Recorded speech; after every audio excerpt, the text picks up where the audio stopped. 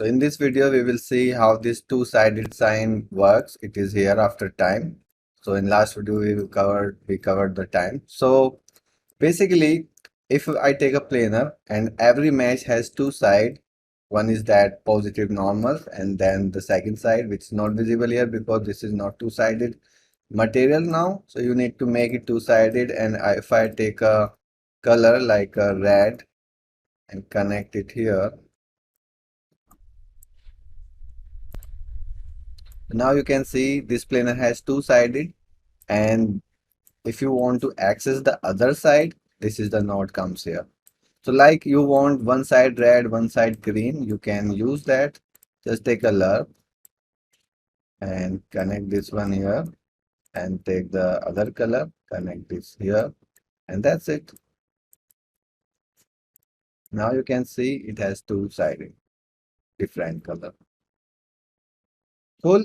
So you can use it like if you have a anything that has different color, like the outer part is paint and the inner part is actually like a metal, so you can use that thing. So like you have this, and if I take a texture coordinate and take the mask, the red channel, actually the green channel, and take the step,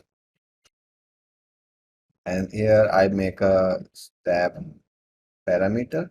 So with the step it will erode half, value should be like 0.5, and let's say I use the opacity mask here. So I have this. Okay, so I will invert this. I want the bottom white, and this is going to my opacity mask. Then we have this two-sided. So let it compile and you can see the difference. So if I save it and if I make an instance of this, see, this is how this works. Cool. So I'll just take a sphere here and apply this material. And this is not just for the color, you can use like for anything. Like inside we have the red color, so that means this A color. So if I take the Lerp one more, so I want inside is very roughness is 0, means the full reflection, and outside it is rough, so it is 1. So let's save it, and now you can see the inside part is very reflective, not outside part. Okay, so you can use like anything you want, some texture that is panning inside. So like you have this texture, or maybe this aura like this, and this is just a panning, and I want to multiply it. Actually, not multiply. I want to add this on this red color.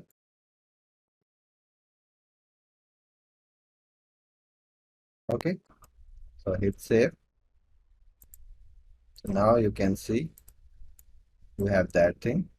Didn't I use a panel? Oh, 5.